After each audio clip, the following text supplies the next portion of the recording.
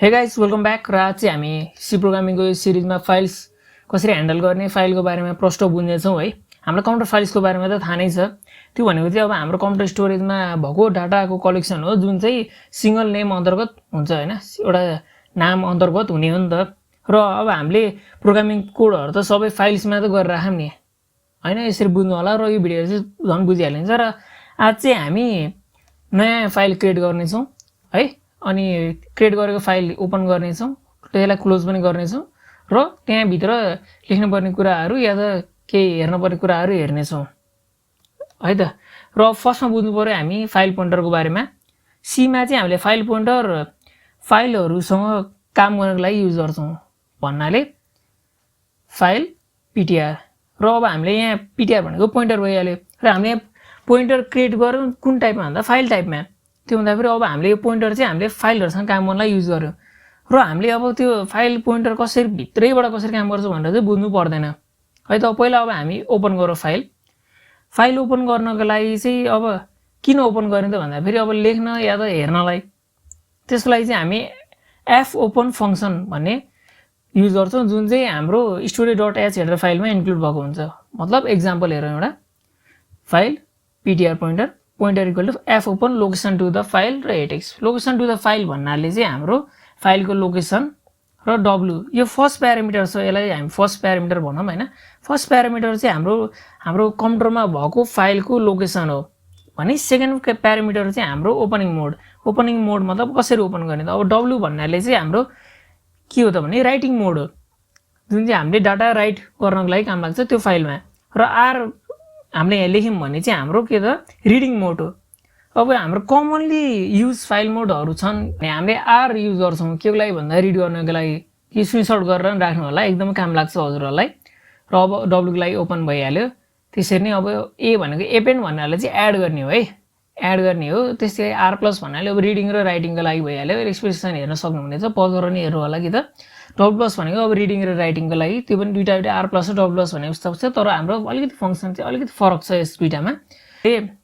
Close गर्छौँ है त, फाइल ओपन गरेपछि त क्लोज पनि गर्नु पर्यो नि हैन। र यसलाई के गर्छौँ भने हामीले चाहिँ यहाँ एफ क्लोज फंक्सन युज गर्छौँ है। एफ क्लोज फंक्सन युज गर्छौँ भन्नाले अब एफ क्लोज पिटिआर भनेको पोइन्टर भइहाल्यो। पिटिआर भनेको चाहिँ अब हाम्रो कुन फाइलसँग एसोसिएट छ भन्ने हो नि त, कुन फाइल चाहिँ क्लोज गर्नुपर्ने हो। मतलब प्रहली प्रष्ट बुझाइन्छ म हजुरहरूलाई। पहिला त हामी एउटा फाइल पोइन्टर क्रिएट गर्छौँ फाइल पिटिआर। त्यसरी अब हामी फाइल ओपन गर्छौँ, ओपन गर्नको लागि पिटिआर एफ ओपन भइहाल्यो। हामीले राइटिङ मोडमा ओपन गऱ्यौँ। अब हामीले चाहिँ भित्र केही काम गर्न पर्यो गर्छौँ, किन राइटिङ मोडमा छौँ नि त हामी। रिडिङ मोडमा भयो त्यो फाइल पकाउनु केही गर्नु पर्दैन थियो। हामीले केही काम गर्छौँ, काम गरिसकेपछि अब हामी क्लोज गर्छौँ एफ क्लोज पिटिआर। एकदम सिम्पल हैन त। ल अब हामी एउटा एक्जाम्पल हेर्छौँ जुन चाहिँ हामी के छ फाइलमा केही लेख्छौँ है। अब ओपन गरिसकेपछि राइटिङ मोडमा ओपन गर्दाखेरि हामीले राइट गर्ने हो। त्यसको लागि चाहिँ हामीले एफ प्रिन्ट फंक्सन युज गर्छौँ भन्नाले पहिला studio.h हेडर फाइल, त्यसै गरी studio library.h। किन भन्दाखेरि हामीले एक्जिट फंक्सन युज गर्नको लागि। अब मेन फंक्सनभित्र काम गर्छौँ हामी। मेन फंक्सनमा चाहिँ अब म पहिला क्रिएट गरेँ। क्रिएट गरिसकेपछि अब हामीले ओपन गर्छौँ के त राइटिङ मोडमा चाहिँ हामीले ओपन गर्छौँ एफ पिटिआर भइहाल्यो। त्यसै गरी यदि हाम्रो फाइल पोइन्टर चाहिँ नल छ भने हामीले प्रोग्राम इन्ड गर्नुपर्ने हुने त। त्यसको लागि म इफ चलाउँछु, कन्डिसन चाहिँ हाम्रो इक्वल टु नल भइहाल्यो। र के हो त नल भयो भने एरर आउँछ। त्यस्तै गरी हामी एक्जिट गरिदिन्छौँ होल प्रोग्राम। अब अर्को चाहिँ हामीले अब राइट गर्नु पर्यो नि त, डाटामा केही लेख्नु पर्यो नि। त्यसको लागि चाहिँ अब F print F function use गर्छौँ। मैले लेखेँ यहाँ files are cool like me है। अब हामी क्लोज गरिदिन्छौँ एफ क्लोज पिटिआर। सब रन गरौँ, हाम्रो चलिसक्यो। र अब एकचोटि म डी ड्राइभमा चेक गर्छु, किन डी ड्राइभमा छ प्रोग्राम छ files are cool like me. अब हाम्रो देख्नुभयो भने डी ड्राइभमा बनिसकेको छ क्या, फाइल क्रिएट भयो यसरी। र यदि हजुरहरूको डी ड्राइभ छैन सिस्टममा भने चाहिँ एरर आउँछ है। अनि यदि हजुरहरूले लिनक्स र म्याकओएस चलाउनुहुन्छ भने चाहिँ पहिल्यै लोकेसन चेन्ज गर्नु होला रन गर्नुभन्दा अगाडि। र studio library.h हेडर फाइल हामीले प्रोग्राममा युज गरेका छौँ ताकि हामीले एक्जिट गर्न पाऊँ। एक्जिटको मतलब के त भन्दा हामीले टर्मिनेट गर्ने। यदि program.txt फाइल हाम्रो क्रिएट भएन भने हाम्रो एक्जिट गरिदिने हैन त। यदि अब फाइल त्यही छ भने चाहिँ त्यसलाई चाहिँ ओभररिडन हुन्छ, त्यसमाथि अर्को काम हुन्छ है त। सो अब मैले यहाँ प्रोग्राम यतिकै छोडिदिन्छु। र अब अर्को छ हाम्रो रिड गर्ने। रिड गर्नको लागि चाहिँ म यसभित्रकै नै काम गरिदिन्छु है। यसलाई चाहिँ म यहाँ अब फाइल पिटिआर राख्दिएँ र फाइल एफपिटिआर 4 डाटा राखिदिन्छु र एफपिटिआर हाम्रो लोकेसन दिने भइहाल्यो। त्यस्तै गरी अब हामीले इन्ड गर्ने, त्यसलाई इफ अघि कपी पेस्ट गरिदिउँ है। त्यस्तै गरी अब हामीले एसको ठाउँमा चाहिँ हाम्रो च्यारेट र मतलब च्यारेट सिम्बल युज गर्छौँ भन्नाले लेख्न सक्नुहुनेछ मोडुलस र मैले स्क्वायर ब्र्याकेटभित्र क्यारेट सिम्बल युज गरेर लाइन ब्रेक गरिदिएँ है। अब हामी प्रिन्ट गर्छौँ त्यसलाई पुट हालिदिन्छौँ र त्यसपछि चाहिँ हाम्रो अब क्लोज गर्छौँ।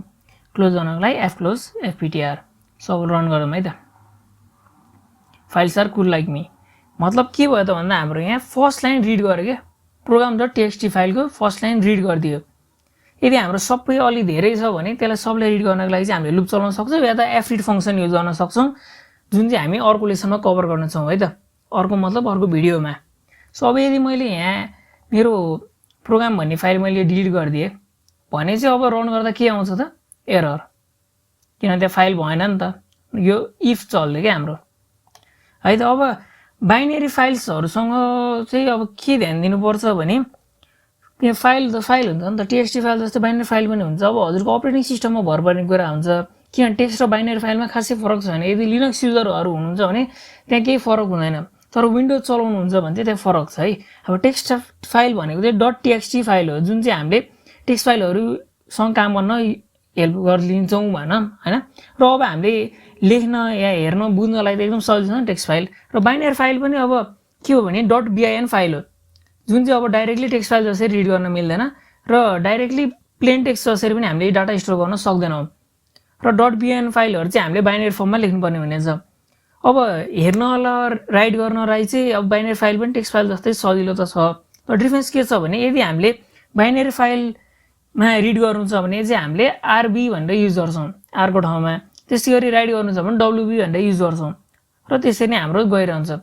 र आज भिडियोको हाम्रो यो फाइलको समरी चाहिँ यही छ। स्क्रिनसट गर्नु होला, एक पज गरेर हेर्नु होला है। म यो प्रश्न मैले राख्दैछु छु। र अर्को हाम्रो नेक्स्ट भिडियोमा चाहिँ हामीले एफरिड फङ्सनहरू र हाम्रो एफसिक फङ्सन जसले गर्दा चाहिँ हाम्रो फाइल रिडिङ गर्नलाई एकदम सजिलो हुन्छ त्यो बुझ्नेछौँ। Thank you guys.